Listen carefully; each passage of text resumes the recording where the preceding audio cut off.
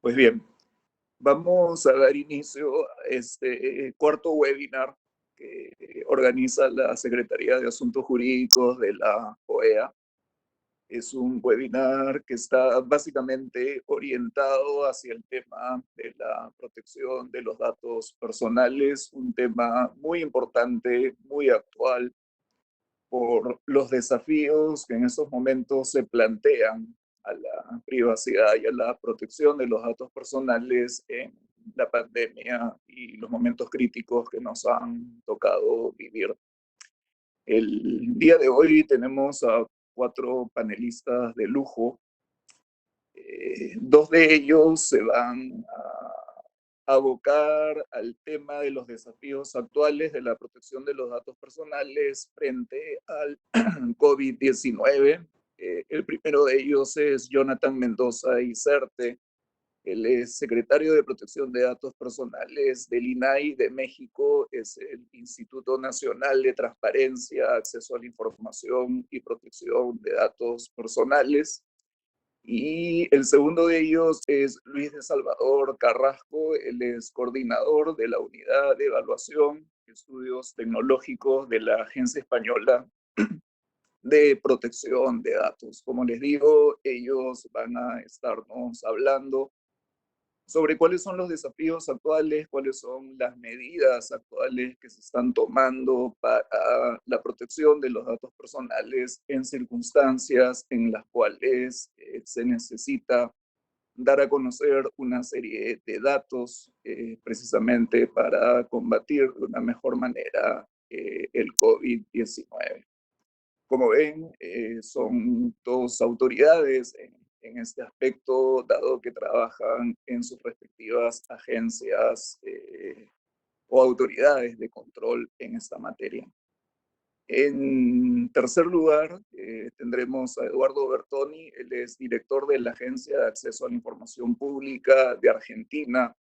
Eduardo nos va a hablar de cuáles son los desafíos o qué es lo que nos espera en materia de protección de datos personales post-COVID-19. Como ustedes verán, él también trabaja en temas de acceso a la información pública. Esto es un tema que vimos hace un par de semanas y los que nos estuvieron acompañando recordarán las palabras de la comisionada Antonio Rejola, quien nos decía que el acceso a la información pública y la protección de los datos personales no tiene necesariamente que estar contrapuestos, sino que tienen que ir en una línea paralela de tal manera de salvaguardar mejor los derechos humanos de las personas. Finalmente, Mariana Salazar Albornoz, ella es miembro del Comité Jurídico Interamericano y es relatora dentro de este comité para el tema de la protección de los datos personales. Actualmente el Comité Jurídico Interamericano tiene el mandato de actualizar unos principios y una guía legislativa que fueron aprobados hace unos años atrás. Cada uno de nuestros expositores tendrá 15 minutos para hacer sus presentaciones. Dadas las características de este webinar, al final no tendremos preguntas y respuestas, pero sí vamos a publicar, tanto en español como en inglés, una síntesis de las presentaciones del día de hoy y algunos comentarios y conclusiones. Dado que ya he presentado a los 4 panelistas inicialmente, no voy a volverlos a interrumpir. Cada uno de ellos tomará la palabra en el orden que he anunciado. Y los dejo con ustedes entonces a Jonathan Mendoza, no sin antes agradecer a nuestros 4 panelistas por esta disposición tan inmediata que tuvieron para aceptar la invitación a este webinar. Los dejo entonces con ellos, empezando por Jonathan Mendoza. Bienvenidos. Muchas gracias, Dante. Muy buenos días a todos. Espero que se encuentren muy bien. Con el gusto de saludarles. Brevemente saludo a la doctora Mariana Salazar, al doctor Eduardo Bertoni y al doctor Luis de Salvador Carrasco. Es un privilegio y un gusto estar con ustedes compartiendo este panel. Gracias por la invitación. El panel o el foro virtual se denomina El Derecho Interamericano en Tiempos de Pandemia y agradezco al doctor Dante Negro, director del Departamento de Derecho Internacional de la Secretaría de Asuntos Jurídicos de la OEA, y a Jaime Moreno Valle por todas sus atenciones. Me pidieron hablar de protección de datos personales, como ya lo adelantaban, innovación y gestión durante y después de la pandemia. Entonces estoy tomando el tiempo para no excederme y sin más, empiezo. Quisiera comenzar con un par de frases que recupero un artículo que publicó Yuval Noah Harari en Financial Times el 19 de marzo, hace un par de meses, un poco más. Lo tituló El mundo después del coronavirus y señala en ese artículo: esta tormenta pasará, pero las decisiones que tomemos ahora podrían cambiar nuestras vidas en los próximos años. Continúa. Podría, por supuesto, defender la vigilancia biométrica como una medida temporal tomada durante un estado de emergencia. Se iría una vez que termine la emergencia.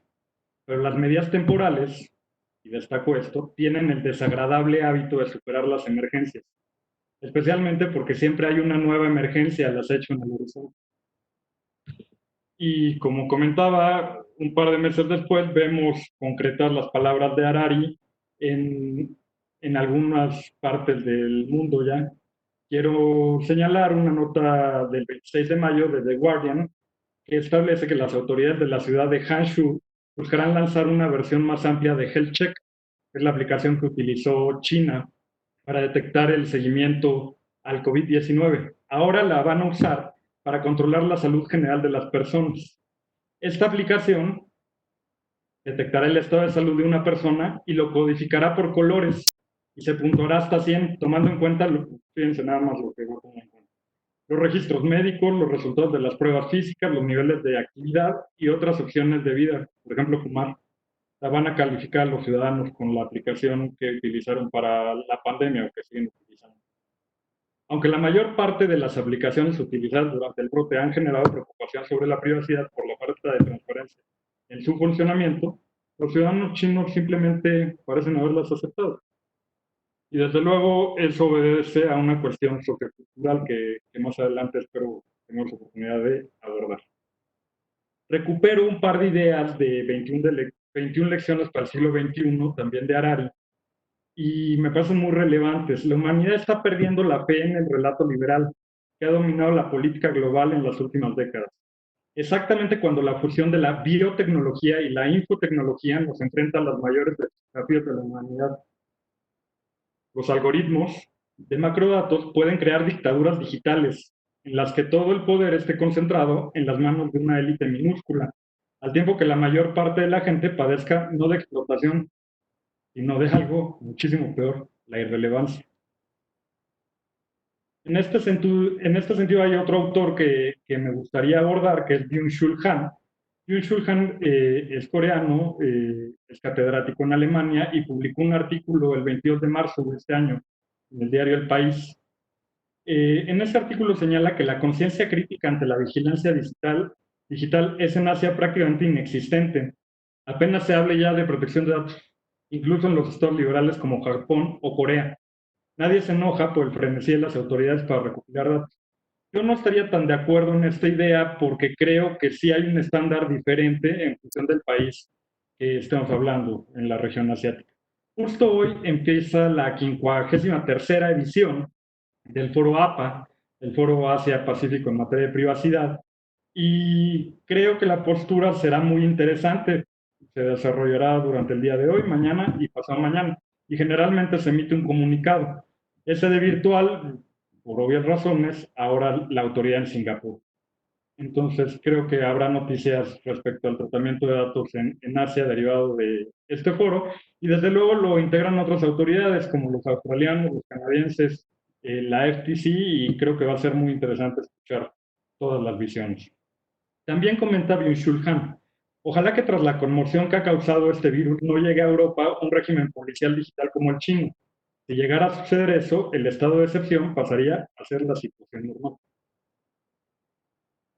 Al respecto, Ignacio Ramonet, en otro artículo que publicó el 25 de abril de 2020, que tituló La pandemia y el sistema mundo, señala que Corea del Sur, Singapur y China, citados a menudo como naciones que han tenido éxito frente al coronavirus, han aplicado en particular estrategias de macrodatos y vigilancia digital para mantener las cifras de infección bajo control. Este solucionismo tecnológico supone el sacrificio de una parte de la privacidad individual. y eso evidentemente plantea problemas de privacidad.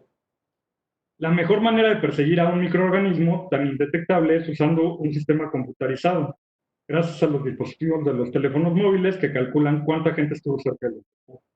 Y son aplicaciones que se han utilizado alrededor del mundo, no solo en Asia, también en Europa y desde luego en América. El supervisor, Vieverovsky, el supervisor europeo de protección de datos personales, también publicó al respecto un artículo que tituló Carrying the Torch in Times of Darkness.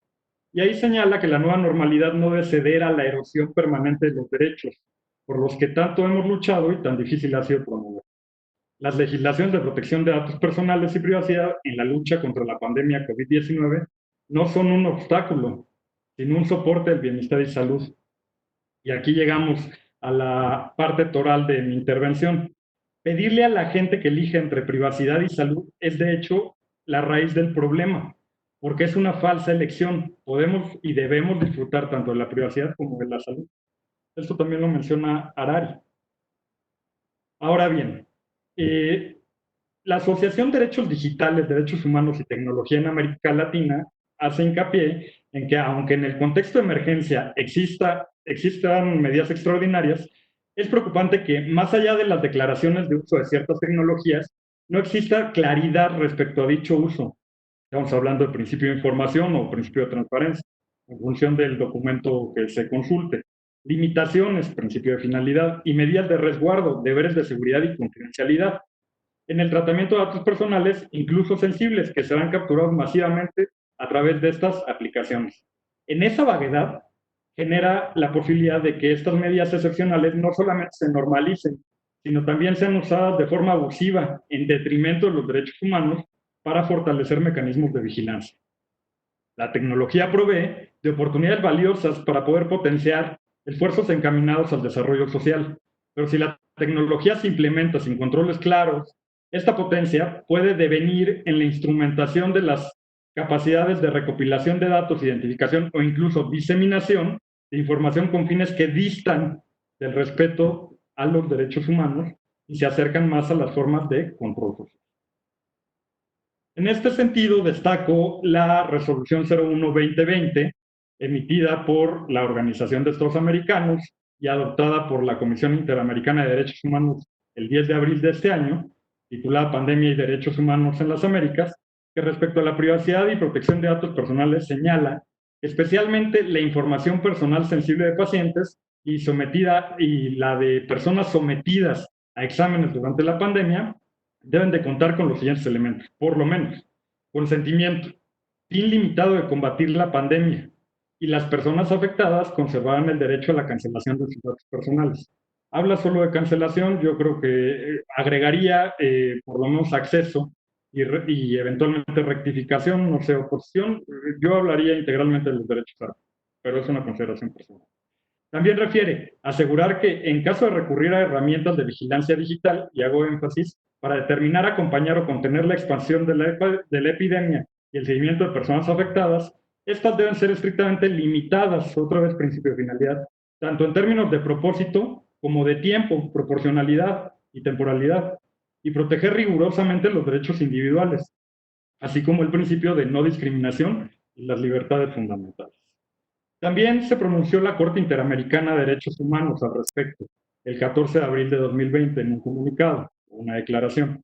Y ahí señala, el acceso a la información veraz y fiable, así como a Internet, es esencial. Deben disponerse las medidas adecuadas para que el uso de la tecnología de vigilancia para monitorear y rastrear la propagación del coronavirus COVID-19 sea limitado y proporcional a las necesidades sanitarias y no implique una injerencia desmedida y lesiva para la privacidad, la protección de los datos personales, y otra vez menciona la observancia del principio general de no discriminación. Ahora bien, la OCDE también ha emitido diversos documentos respecto a este tema, respecto a la pandemia. Quiero destacar entre ellos uno que me parece muy relevante, titulado Seguimiento y rastreo del COVID, protección de la privacidad y los datos al utilizar aplicaciones y biometría. El objetivo de este documento es destacar la importancia de la colaboración gubernamental con el sector de telecomunicaciones para acceder a datos GPS, rastreando así población objetivo y contener el virus. Esto es a través de apps referentes al ecosistema de salud en observancia al COVID-19. Y regionalmente hay varios países que han utilizado este tipo de aplicaciones. Menciono solo algunos, desde luego. Argentina, Bolivia, Brasil, Colombia, Ecuador, Guatemala, Honduras, Uruguay y México. Y en México no se hizo a nivel federal, se hizo a nivel estatal. En algunas entidades federativas se utilizaron aplicaciones para detectar síntomas o casos de COVID-19. Incluso en algún municipio llegué a ver que también utilizaban aplicaciones.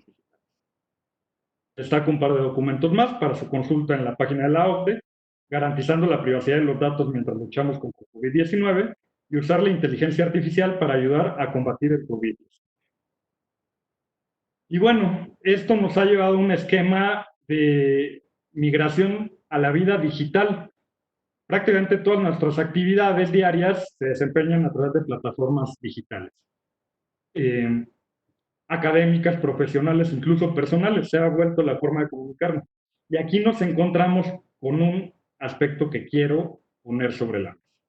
El contexto regional de brecha digital no es un tema que se pueda pasar desapercibido, pues aproximadamente el 45% de las personas en América Latina no tiene acceso a los servicios derivados de la conectividad digital. Es un mundo de personas. En México hay 80.6 millones de usuarios de Internet que representan el 70.1% de la población.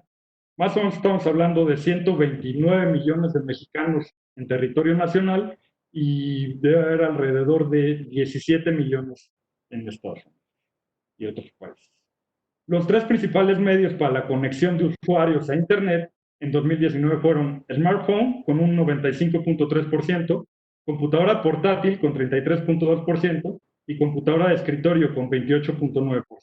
Estos datos fueron recopilados en la encuesta nacional sobre disponibilidad y uso de tecnologías de la información en hogares de INEGI en 2019. ¿Qué hemos hecho en el INAI? Porque ya me quedan pocos minutos y quiero destacar que dentro de las actividades que hemos impulsado a través del Pleno del Instituto, de las y los comisionados, es el desarrollo e instalación del micrositio Datos Personales Seguros COVID-19.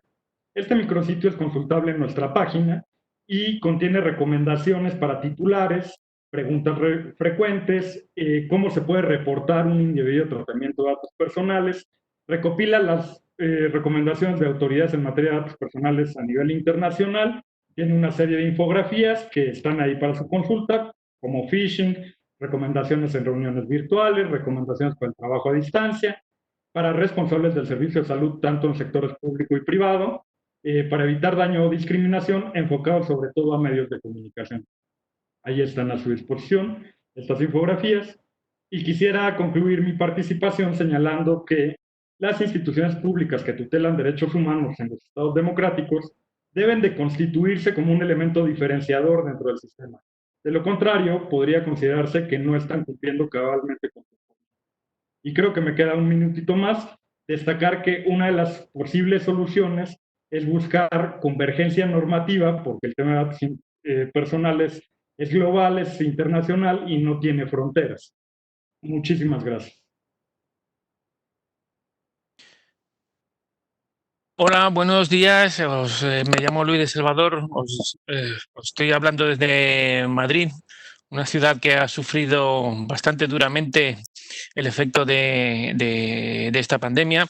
Quiero saludar en primer lugar pues al doctor Dante Negro y a don Jaime Moreno Valle, que han organizado y me han invitado para poder compartir unos momentos con vosotros.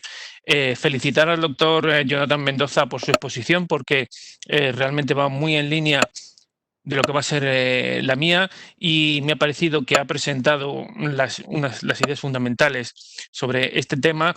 Y saludo también al doctor Eduardo Bertoni y a la doctora Mariana Salazar, que me van a suceder. Me ha gustado mucho cómo ha planteado el doctor Dante Negro este webinar.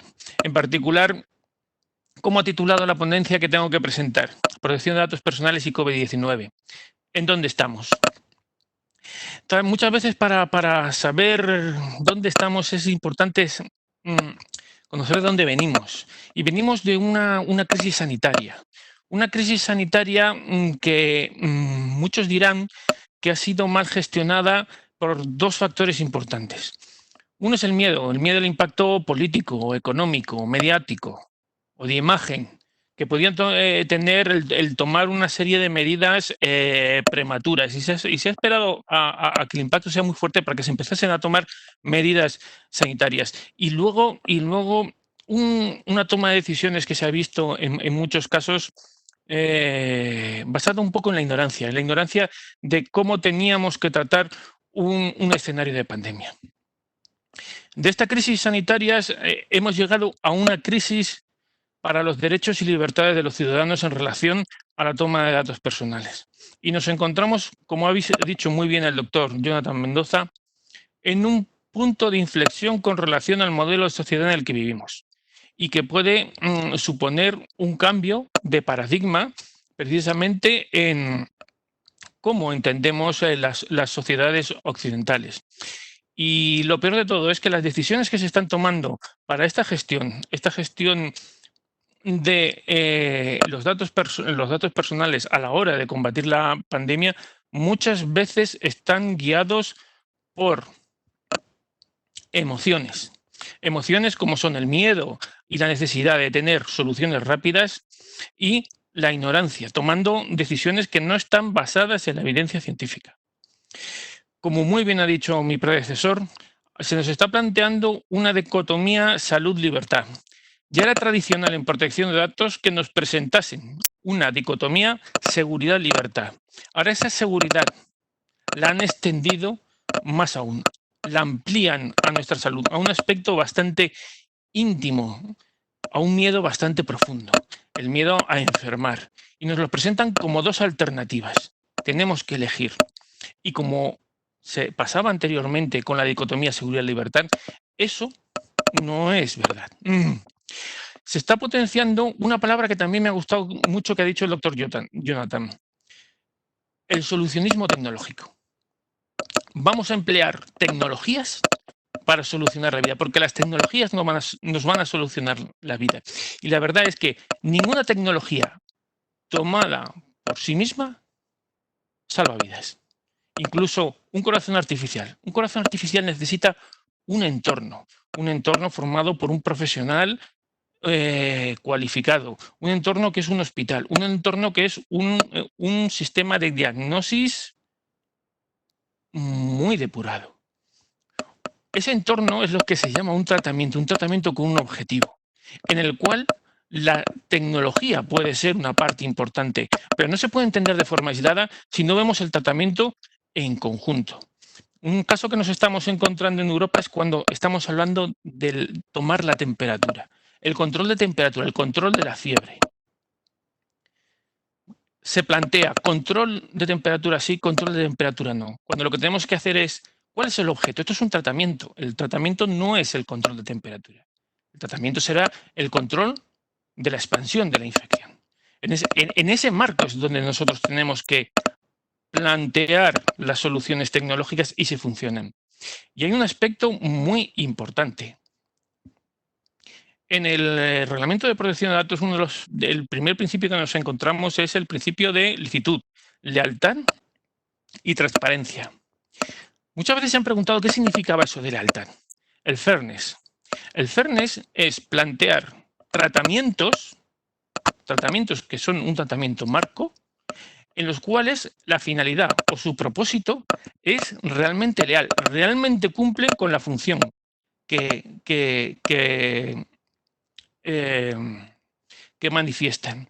Y eso supone un análisis de si ese tratamiento cumple con criterios científicos y también cumple con criterios organizativos. Plantear soluciones como son las APPs de contactos, si no hay test suficientes, si los test se plantean a la semana o a las 2 semanas, si las personas que reciben un aviso no tienen los recursos suficientes para comprobar si están infectados, no sirve para nada. ¿Por qué? Porque el tratamiento no solo es tecnológico, es también organizativo. Y luego en relación al tema del COVID, no solo tenemos que hablar de tecnología para controlar la pandemia. Lo que nos estamos encontrando, como muy bien ha dicho el doctor Jonathan, es efectos colaterales. La inmersión digital. Estamos hablando de los problemas del teletrabajo. El teletrabajo y el impacto que tiene en la intimidad de las personas. Estamos viendo cómo de repente nuestros hogares y nuestra vida privada también la hemos tenido que abrir al exterior. Estamos hablando de temas como la utilización de sistemas biométricos basados en inteligencia artificial para realizar el control de los exámenes de los alumnos porque no pueden asistir.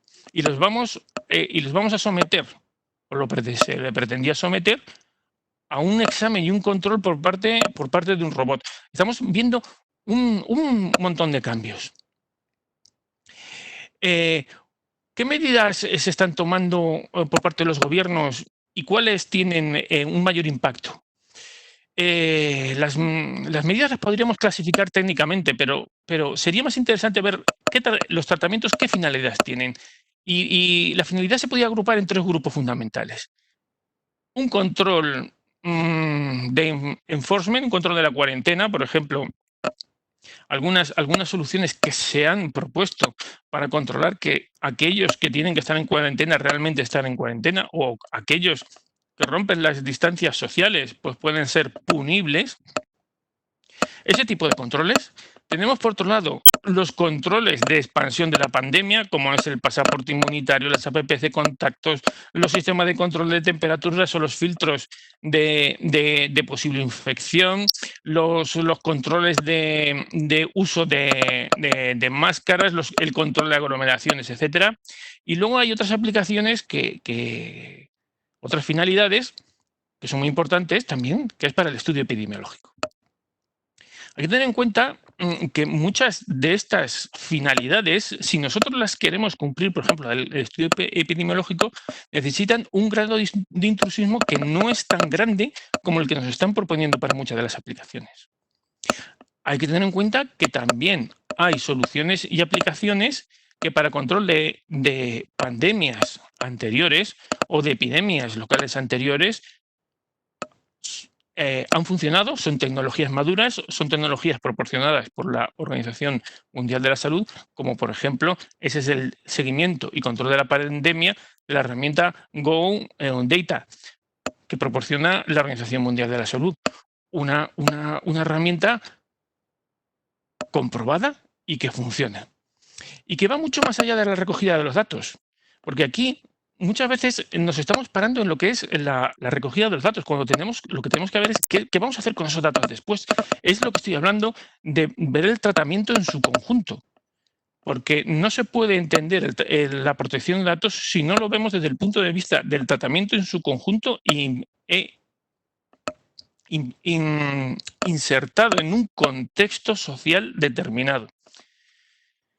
En Europa se están utilizando bastantes técnicas como es el acceso a los datos de tráfico de los operadores de telecomunicaciones, datos de tráfico anonimizados y agregados, lo cual puede tener bastantes riesgos como reidentificación, el desvío de finalidad para ser utilizado en propósito de Big Data, etcétera.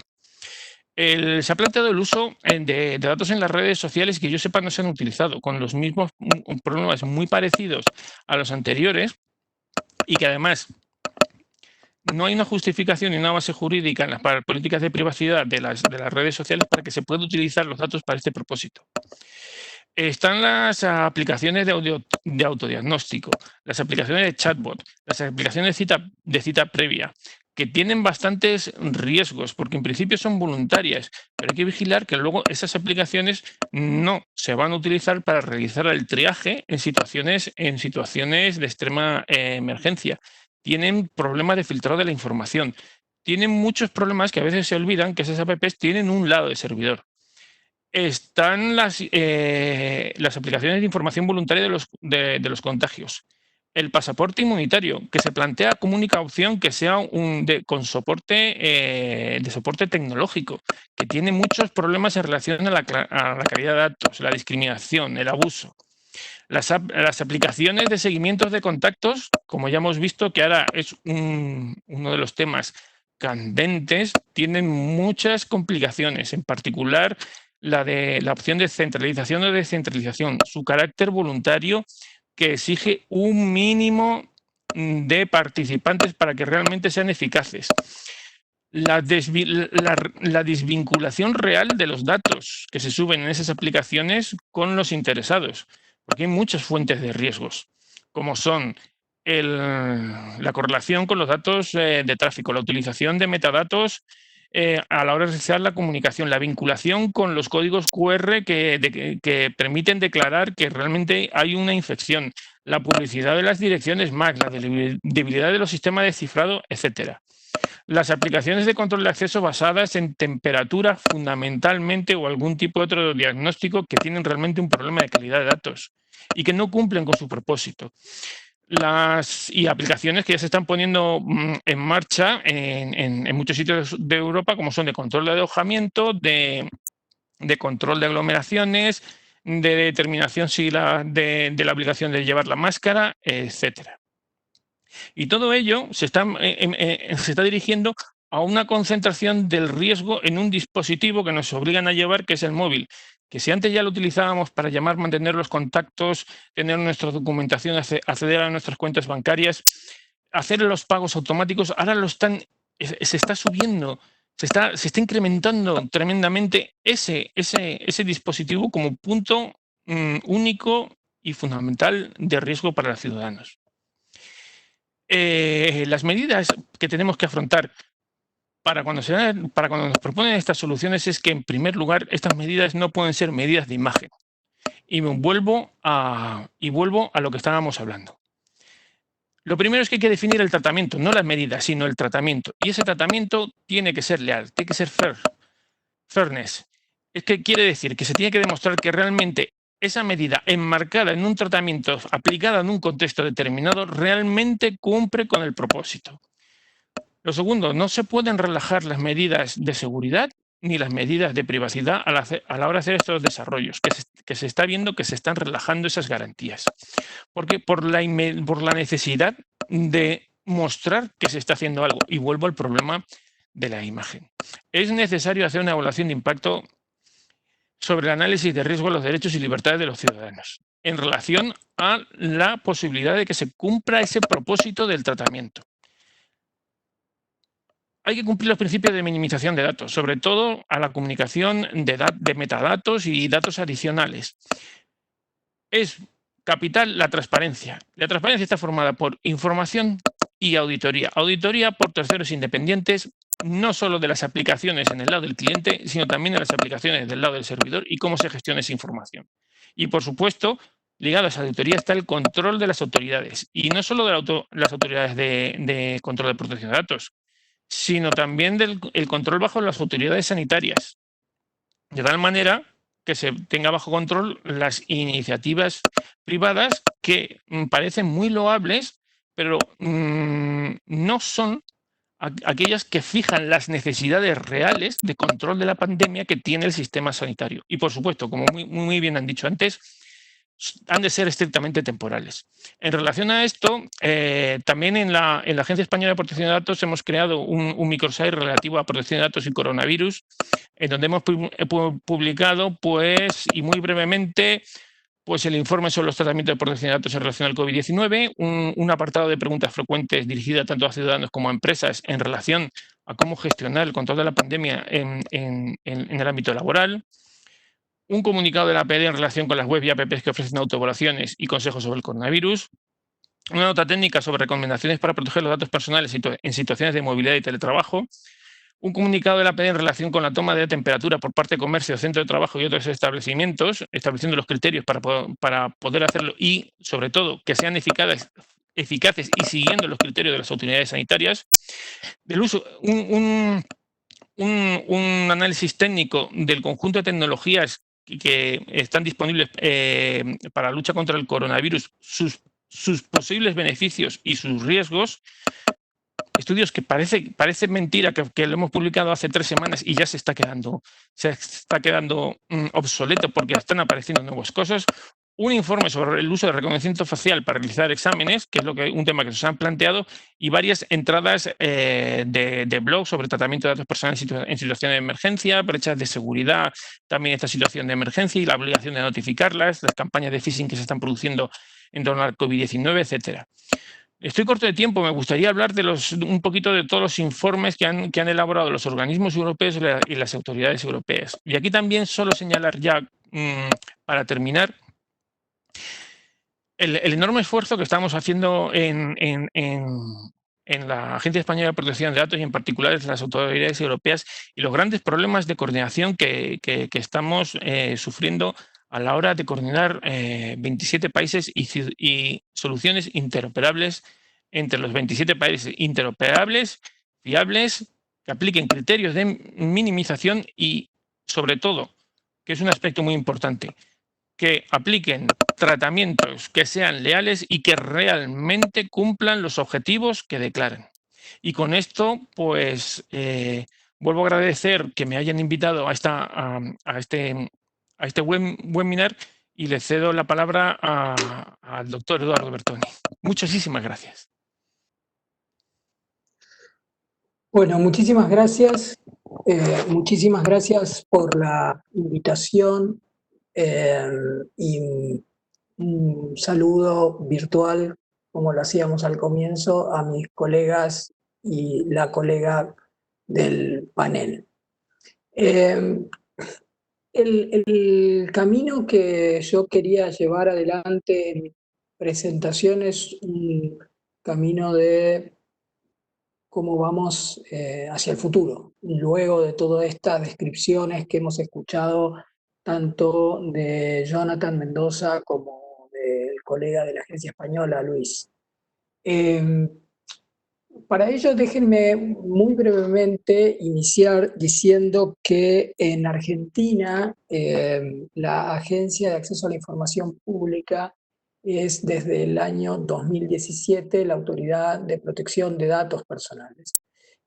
Seguimos el modelo que tienen los colegas en México, el INAI, y los colegas en el Reino Unido y algunos otros ejemplos en Europa, no así en España, en el sentido que en un mismo ente, en una misma autoridad de aplicación, con características de autarquía e independencia, incorporamos el área de protección tanto del acceso a la información pública como de la protección de los datos personales.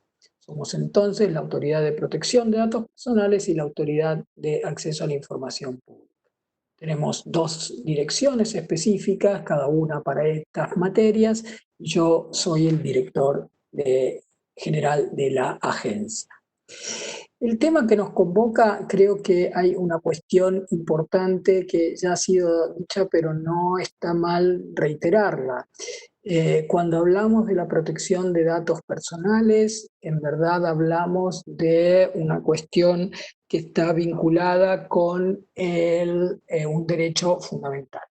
La protección de datos personales, ya sea garantizada en sí misma por normativa constitucional o supraconstitucional, tratados internacionales, o ya sea incorporada como una parte sustancial de la protección de nuestra privacidad, es un derecho humano fundamental.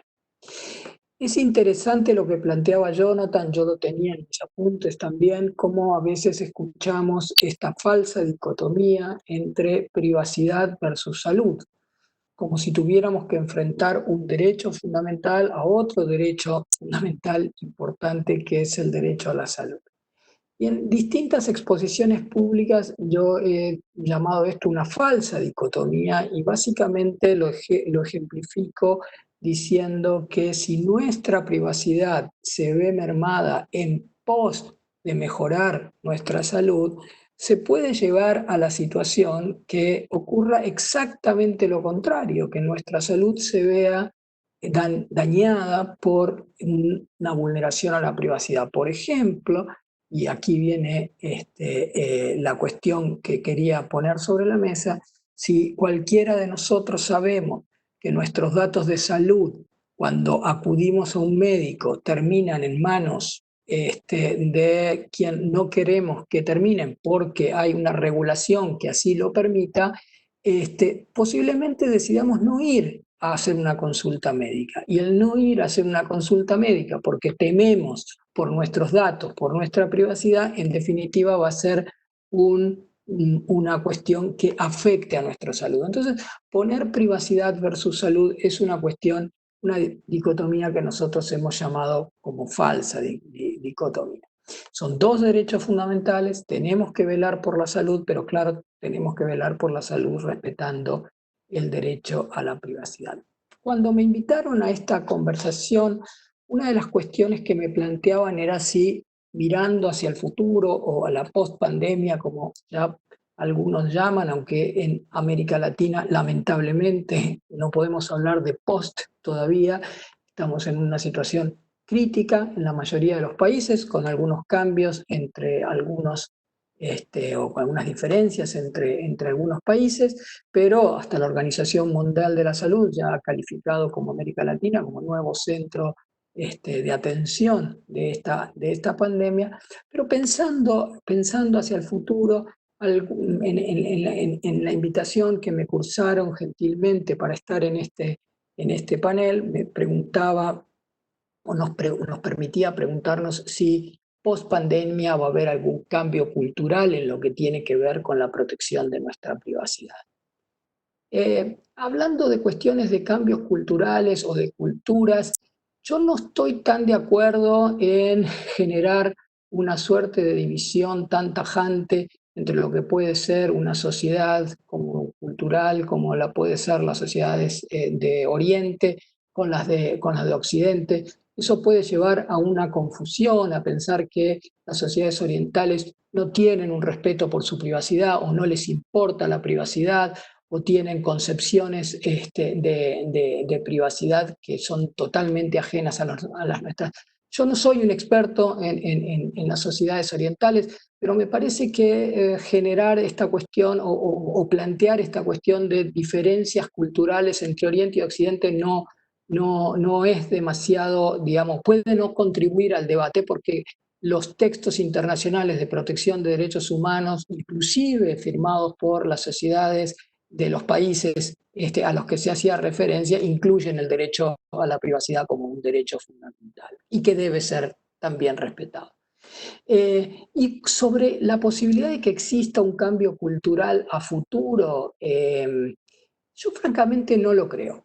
Yo creo que la protección de la privacidad ha venido en los últimos años teniendo una constante evolución. Cómo nosotros cuidamos nuestros datos o no cuidamos o descuidamos nuestros datos personales es algo que de tanto en tanto, digamos, tiene irrupciones así, explosiones públicas que nos llaman la atención nuevamente a cuidar de nuestros datos y después tal vez vuelve a haber alguna suerte de relajamiento, pero paso a paso vamos modificando algunas pautas de comportamiento para proteger mejor nuestra privacidad y también eso viene acompañado con cuestiones normativas. Para dar un ejemplo, cuando ocurrió, digamos, el enorme escándalo que hemos conocido hace algunos años como las revelaciones de Edward Snowden, eso dio paso, sin ninguna duda, a un muy fuerte llamado de atención, sobre todo en la Unión Europea, para que fuera el avance definitivo a tener la nueva regulación europea de protección de datos personales. Cuando hace poco tuvimos el escándalo que lo podemos titular Facebook Cambridge Analytica, nuevamente tuvimos una movilización global muy importante para mejorar o para consolidar o para llamarnos la atención de nuestra privacidad. Ahora estamos en la situación de pandemia, estamos en la situación de utilización de tecnología que en sí misma no es ni buena ni mala, hay que ver cómo se utiliza. Y yo creo que nuevamente vamos a tener un llamado de atención a la importancia de protección, pero yo no llamaría esto, no consideraría que esto va a generar un cambio cultural. Son situaciones globales que han venido generando llamados fuertes de atención, pero esta no va a ser seguramente la última ni la primera. Vamos a seguir teniendo este tipo de de cuestiones a lo largo de nuestro desarrollo cultural. ¿Y qué va a pasar? ¿Cuáles son los desafíos que tenemos? Y ahí voy a ir hacia el final de lo que tenía para presentarles hoy. ¿Cuáles son los desafíos que vamos a tener en la post-pandemia? Yo creo que en la gran mayoría de nuestras sociedades a nivel global se ha llevado adelante una enorme recolección de datos personales, muchos de ellos, como los calificamos en la Argentina, datos sensibles, datos médicos, que pueden incluso haber tenido una finalidad absolutamente correcta, necesaria, proporcional, pero no tenemos que perder de vista quiénes somos las autoridades de protección de datos, que estos principios, el principio de finalidad, que es un principio que está, por decirlo, tanto en la ley argentina como en documentos internacionales, tratados internacionales, la Convención 108 en el artículo 5º, inciso B, la Convención 108 más, que es la 108 modificada, también en el mismo artículo. Los estándares iberoamericanos de protección de datos personales, que ahora me voy a referir en un momento para terminar, también tienen el principio de finalidad, es decir, son principios que cualquier recolección de datos personales debe mantener, pero las mismas regulaciones nos están disponiendo otra cuestión más, que es la obligatoriedad de destruir esos datos una vez que la finalidad para la cual fueron recogidos haya desaparecido. Y yo creo que ahí, en el monitoreo de qué es lo que se va a hacer con esos datos una vez pasada la finalidad por la cual fueron recolectados, creo que es el gran desafío que vamos a tener las autoridades de protección de datos. ¿Cómo vamos a hacer para que esta cuestión, que tal vez pudo haber sido excepcional, que esta enorme recolección de datos pudo haber sido necesaria para una finalidad determinada, efectivamente sean datos que no sean utilizados para otras finalidades y sean datos que desaparezcan una vez ocurrido o una vez terminado, digo, el fin para el cual fueron recogidos. Esos principios o esas obligaciones de destruir los datos también están en los tratados internacionales, también está en la Convención 108, en el mismo artículo, en el artículo 5, también está en los estándares iberoamericanos, en el estándar 19. El colega de la agencia española, y con esto voy terminando, nos hacía una exposición muy aguda de todos los problemas que pueden estar ocurriendo con distintos tipos de aplicaciones y a dónde tenemos que nosotros o dónde tendríamos nosotros como autoridad de protección de datos ponerle la lupa, poner el foco y hacer seguimiento. Nosotros desde la agencia también hemos hecho una serie de recomendaciones generales para quienes hagan tratamiento de datos, sean tratamiento automatizado o no, recomendaciones en cuanto al tratamiento de los datos de geolocalización, de los datos de salud. Hemos hecho, digamos, documentos que no hacen más que llamar la atención de cuál es la regulación vigente aplicable a esta situación de emergencia que estamos viviendo. Ahora, también lo que hemos hecho, y por suerte mañana vamos a tener una reunión entre autoridades de protección de datos iberoamericanas, vamos a tener una reunión al respecto para compartir experiencias y va a ser ver, por ejemplo, cómo los colegas de la agencia española han llevado esas recomendaciones generales a investigaciones concretas. En Argentina tenemos dos investigaciones iniciadas contra una aplicación que se ha dado para hacer este seguimiento y queremos simplemente hacer una investigación para ver que se estén cumpliendo con esas recomendaciones generales. Es decir, no tenemos que quedarnos, y este es un desafío presente y post pandemia, en las declaraciones, sino también meternos de lleno en hacer las preguntas a los gobiernos que generan este tipo de aplicaciones o a los privados que están poniendo estas aplicaciones, preguntas concretas para que todas esas recomendaciones sean en la práctica.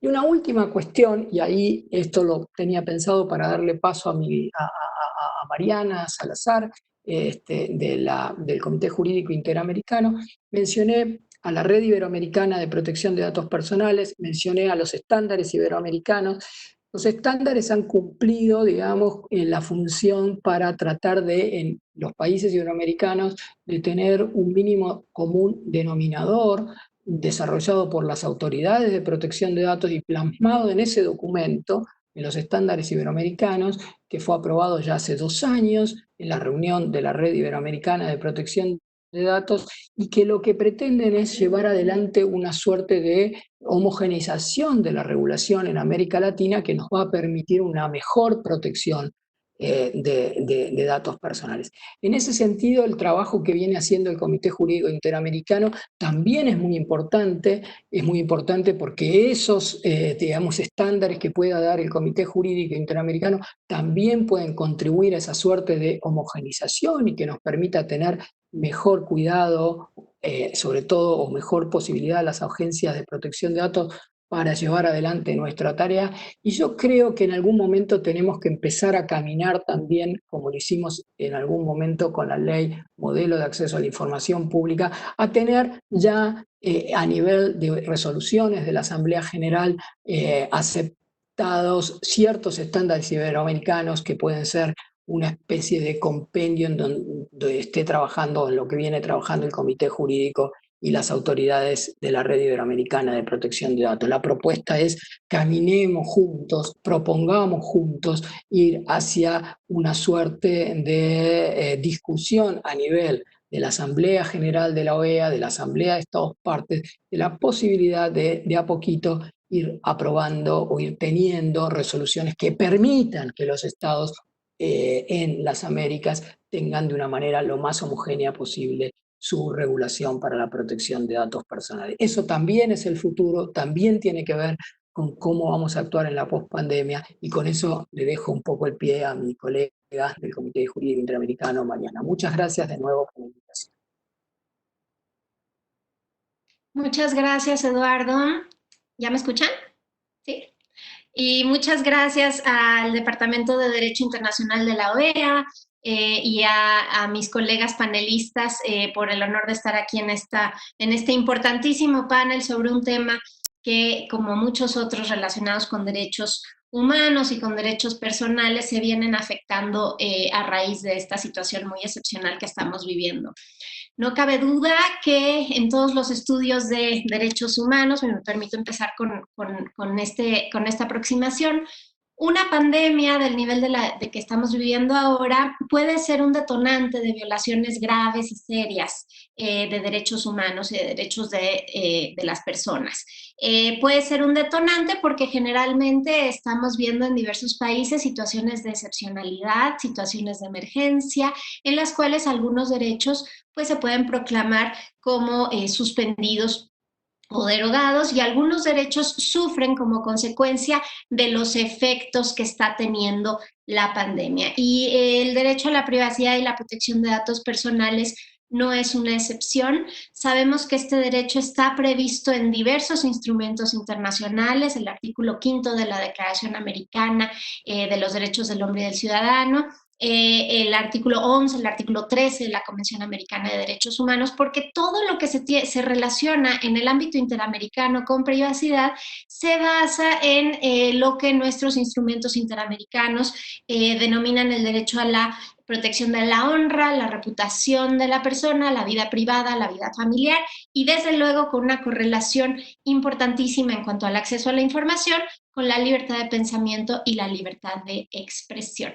Entonces, ya mis colegas panelistas han dado una excelente explicación de diversas medidas que se han adoptado en agencias de cada uno de los estados, en México, en Argentina, en España, y también en algunos estándares muy relevantes a nivel internacional.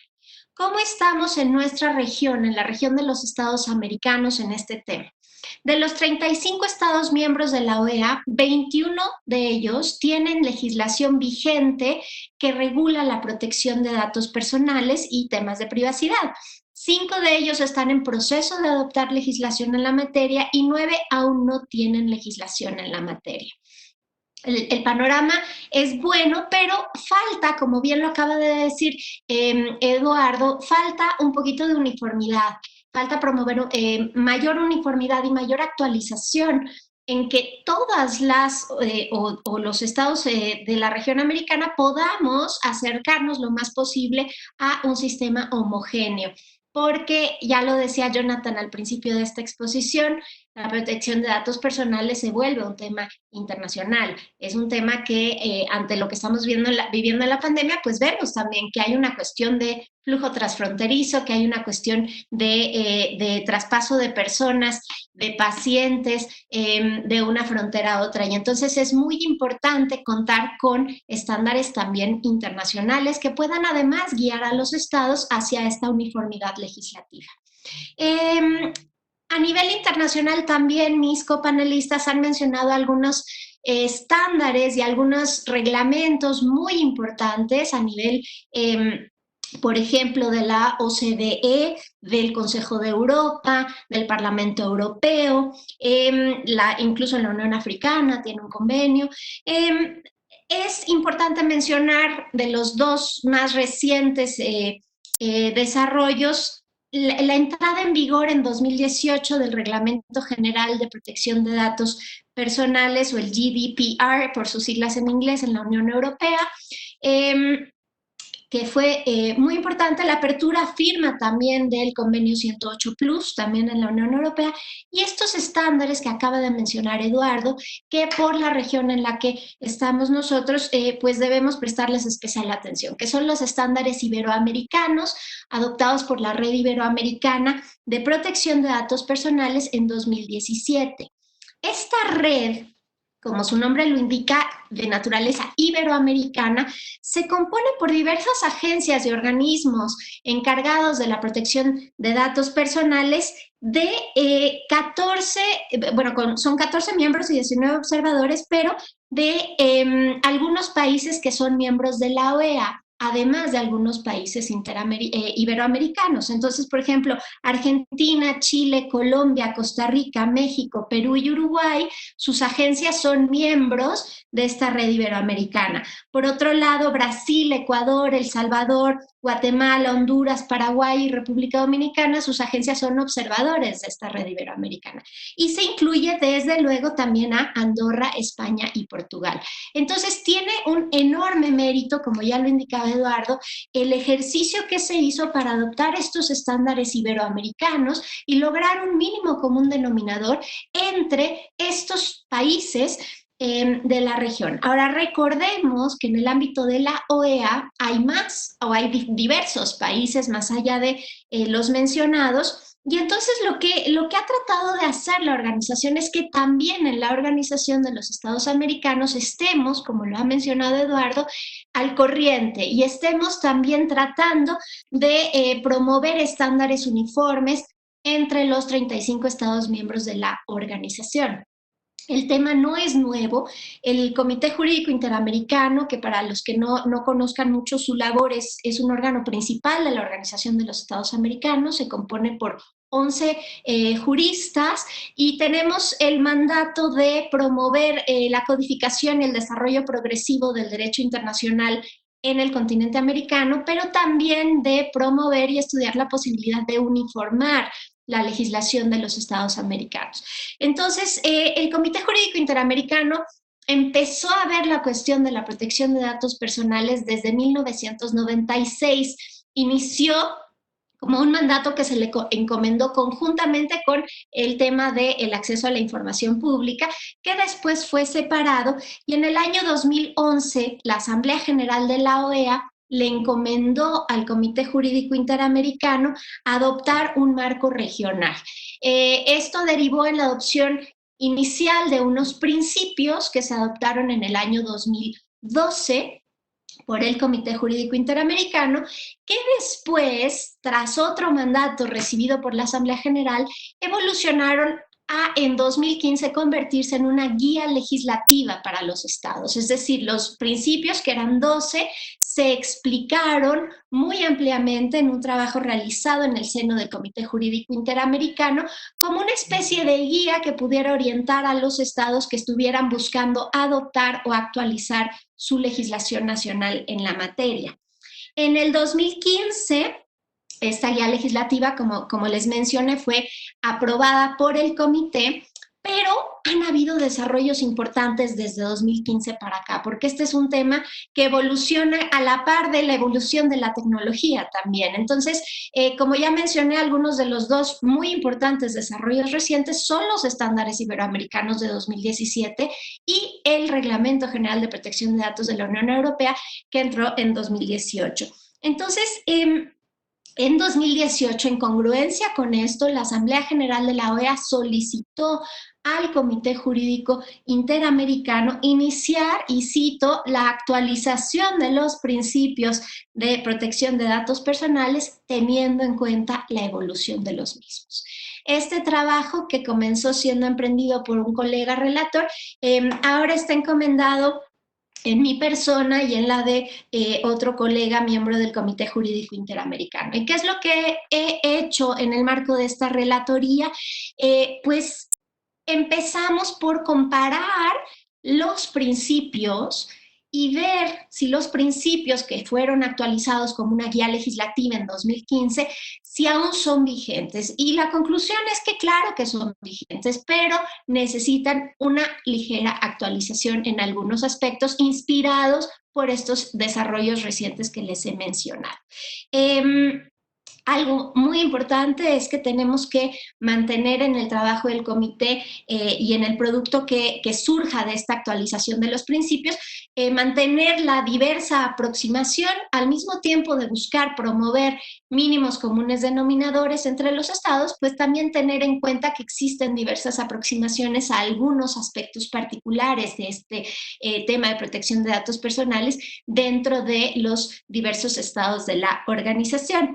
Ese es el valor que tiene el instrumento que hoy estamos actualizando. Es una guía legislativa basada en la ampliación de los principios. Entonces, ¿qué quiere decir? El principio establece, digamos, el mínimo común denominador, pero en la explicación del principio se permite explicar si existen aproximaciones divergentes en la práctica en algunos temas particulares. Son los menos, en la mayoría tenemos una común aproximación, pero es algo que no buscamos imponer posiciones, buscamos un documento que refleje el sentir y el común denominador de la región. Entonces, ¿cuál es el estado en el que estamos? La sesión última del Comité Jurídico Interamericano, que fue en marzo pasado, ya he presentado a mis colegas miembros del comité una propuesta de actualización de los principios de 2015 con su correspondiente guía legislativa. Y estamos ahora en espera de que los miembros del comité nos den comentarios y a partir de la versión que surja del consenso entre los miembros del comité, que como les dije somos 11 miembros, la idea es eventualmente que pudiéramos abrir este documento y estos principios a la consideración de los estados miembros de la organización en el marco de la Asamblea General. Sería ideal contar en esa segunda fase con los insumos de los diferentes estados que sin duda consultarán a sus agencias especiales en la materia y a partir de eso poder tener finalmente un documento integrado y actualizado en el tema. Como les mencioné, se trata de 12 principios. Entre otros aspectos se habla, por ejemplo, el primer principio habla de los propósitos legítimos y justos, el segundo habla de la transparencia, antes se mencionaba la claridad, estamos proponiendo hablar de transparencia y del consentimiento, y estamos proponiendo fortalecer, con base en la evolución de algunos estándares internacionales, fortalecer las disposiciones relativas al consentimiento, que sea, digamos, necesario para el procesamiento de los datos, como ustedes saben, así como las excepciones posibles.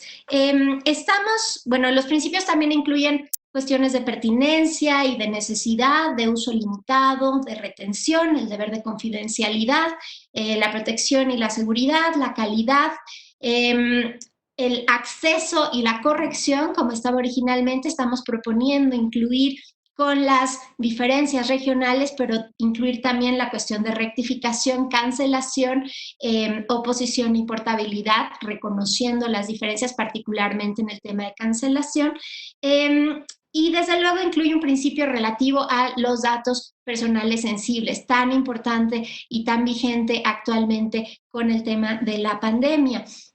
La responsabilidad del flujo transfronterizo y las excepciones. Estamos proponiendo también retomar de estos estándares más recientes más claridad en cuanto a las excepciones que pueden existir en los principios, mencionando desde luego la salud pública, pero la importancia de que estas excepciones sean siempre establecidas por autoridad nacional y en una ley. También algunas cuestiones que estamos proponiendo: fortalecer la cuestión de la confidencialidad. Mencionaban por ahí pues la importancia de la destrucción de los datos después de todo lo que, pues de la investigación científica que derive de su uso. Y también aspectos relativos a la protección del interés de niños, niñas y adolescentes, entre otras cosas. Y no se los digo a manera muy detallada porque estas son propuestas iniciales. Entonces, desde luego, una cosa es que yo en mi trabajo haya buscado incluir todos los derechos ARCO, pero vamos a ver en qué deriva todo este proceso de consultas. Insisto, la idea es tener un documento que se sume actualizado, que se sume a esta tendencia de tener estándares uniformes mínimos en todas las regiones del mundo, al mismo tiempo de reconocer las peculiaridades de cada uno de los estados. Entonces, pues yo con eso lo dejo, y otra vez muchísimas gracias a todos.